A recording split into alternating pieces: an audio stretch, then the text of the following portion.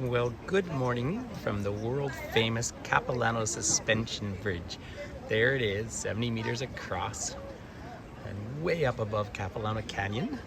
Now, I cannot really go walk across the bridge with my gimbal and my phone, just because it bounces around and we take pictures of people, but I did want to share it with everyone. Really wanted to show it in a live virtual tour, but I think this is the best option today. So what I thought I might do is take everyone out on the cliff walk because it wasn't too busy. I just see a couple of people doing their photos at the cliff walk, but I'll take you for the walk along into this canyon. It is really a beautiful sight to see, and it's fun to participate in. Now, it's a beautiful day here in North Vancouver, a little bit dry. The Capilano River itself is it's fed by the Cleveland Dam, and the Cleveland Dam up in the valley in the distance represents about a third of all of Vancouver's drinking water. But I'm just gonna head down now, just get ahead of the crowd here for a quick second, and I'll take you down into the cliff walk, which was only built, I don't know, about 15 years ago, maybe 20 years ago. But it's a fun route down, and I'll give you some gorgeous views. Now, this is all that good hard rock of the west coast here. So we descend down. The water is low in the Capilano River right now, probably too low, and there is actually some forest fire smoke in the air here. But this cliff walk is great fun for anyone who doesn't like heights. This is a huge adventure to come here. Now they have timed entrances as well, and I actually do have to sort of recommend them. And the reason why I recommend them is because previously they would get so busy that you could stand in line for an hour to go across the bridge. And then of course you'd have to turn around and line up to come back. And for people who are nervous about it, the wait is probably worse than the actual experience. However, this is where I can start to give you some gorgeous views of the famous bridge itself, just there across the canyon. And then looking down, right down into the valley. Say water is running low at the moment, and it is low. They will be releasing water, or hopefully it starts raining soon, and then the salmon will start to make their way up to the hatchery. They release 2.5 million salmon out of here every year, and this is just talking about lichens. And it's funny, on my virtual tours and my live tours I talk a lot about lichen, because it's different species that really start to convert the rock into soil, which leads well to crypto-organic soil, and eventually to allow other life to come and grow. And of course these are old growth forests. Look at the suspension out here on the bridge.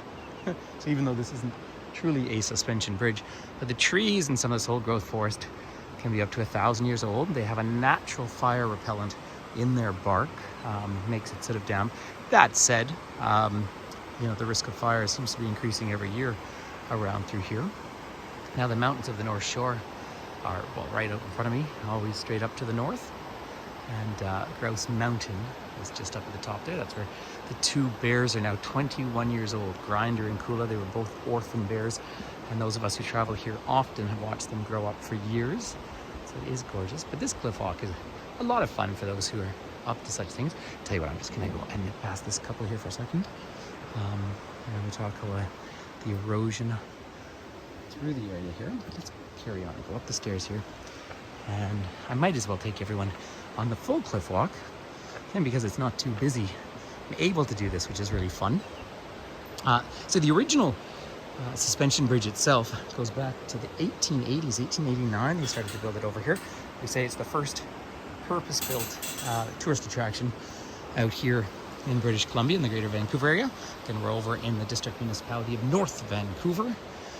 If one wants to get a little technical, look at these gorgeous trees just perched out onto the edges of the cliffs. The precariousness of life, or one might say the tenacity of life, too, are things well worth contemplating. So cedar trees, and there's hemlocks. I do have a YouTube video from the Hemlock Boardwalk as well. So I'm just gonna move past some people. Look up here for a second, and I'll just wander along. And I want to take everyone up to another viewpoint. Now down in the river to the distance there, it's a place we used to go up and swim as kids. I'm sure people still do. I don't live in Vancouver. I live up in the Canadian Rockies, but I'm here all the time. Greater Vancouver, of course, I love this part of the world. And I certainly, well, I don't like to play favorites, but let me just say I'm always excited whenever I come back to Vancouver. And I'm here a lot because I guide out here, of course. So have a look. Here is another see-through walkway here. So there we are, right up. Now, let me see if I trust my gimbal enough. I do. I'll hold this over the edge. So here we are. A few more stairs to go. I'll give everyone a wave from high up and above. I can even jump on the see-through floor.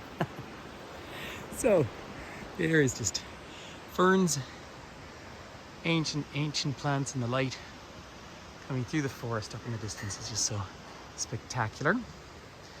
So up the stairs we'll go. And then at the top, it all just loops back. So as a tourist attraction, it's quite expensive to come here now. I think it's about $65 for an adult ticket to come in. I recommend about 2 hours. But of course, there is so much to see and do here. And even though, well, everything's expensive here now, but by timing the entrances, again, it's not too crowded. So that makes a big difference for just getting around and enjoying the area. And of course, discovering it. And there's a strong relationship with indigenous populations through here. And I think that's very important. So they do reach out and, oh, hello. There's a little squirrel. Just a little one. Very happy with its cone. So, lichens are extremely sensitive to air pollution, says the sign, and it's very true. And if you hear me sounding a little puffy, it's not really the stairs, because for me that's not a huge walk at all. It's the fact that there's smoke in the air from forest fires at the moment. This rock over here is very interesting because it talks about the power and the presence of water, and it shows how erosion happens on granite. So they've had this water dripping here 15 years, then 25 years, and then of course 50 years of erosion. Water is an incredibly, well, it's so necessary. Something that's incredibly useful is it's sort of an inane point, right? Where it's the only substance on the planet that exists in liquid, vapor, and solid all at the same time. And it's the essence of life on our planet, of course. So I'm just gonna go by a couple of people working here.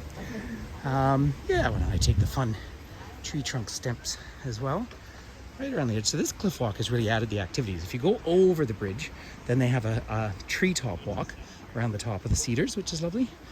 And then this cliff walk is great fun. And even though everything's expensive, the food is yummy here too. So Capilano sort of deserves the very good reputation it's developed and maintained.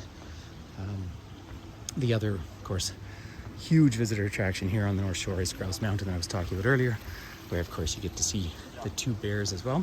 And then just up the road from us is the Capilano Fish Hatchery, and they release the fry out in spring, and then hopefully the salmon, well, I know they're out in the ocean right now because there's so many little boats fishing for them that you know that the salmon are running. There we go. Every small change we make to conserve water has a direct impact on the world around us. And of course, water matters here. This is a temperate rainforest, and it has been dry. We've had just a year, well, the last year and a half, have just been extremes out in the west of Canada. Everything from a heat dome that broke records, heat records that never should have been broken, and then 2 atmospheric rivers, which is basically a cyclone coming in, but at latitudes where you wouldn't traditionally have them. So they're all just different concerns. But as we do make our way back down to the steps here, we're going to have another view back towards the famous bridge itself, which is fun to see. But of course it's fun to see. And it is a gorgeous day, despite just a little haze in the air from the smoke. But I do want to thank you for coming on this nice little walk with me. Again, I had hoped to actually put up a live virtual tour, but I don't think I was getting the reception for that. So at least this gives you a little taste of where I am here in this old growth rainforest. I'm actually traveling with a group of people from Ireland at the moment, and I see a couple of them standing out in the middle of the famous bridge. So there we are. Thank you for coming for a stroll with me. So please be healthy and happy. And I'll just give you one other view up in the distance there of the mountains of the North Shore there up to Grouse Mountain. All right, and I suppose we're gonna do it one more little selfie here, looking back at the suspension bridge. I've been coming here my whole life, which is really fun.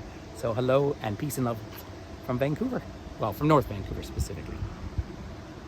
Take care.